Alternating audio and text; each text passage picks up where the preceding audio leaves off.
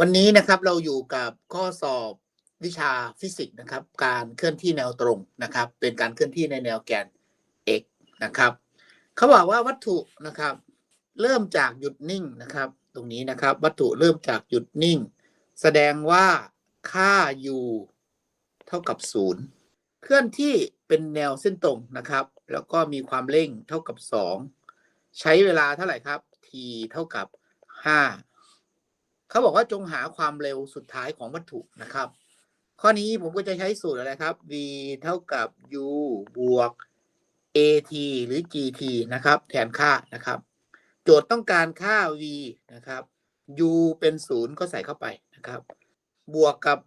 ความเร่งนะครับก็คือ2นะครับคูณด้วย t t คือ5นะครับแล้วก็คูณกันดังนั้น v เท่ากับเท่าไหร่ครับ5 2 10บวก0ก็คือได้10นะครับเมตรต่อวินาทีข้อนี้ก็ตอบช้อย2นั่นเองนะครับ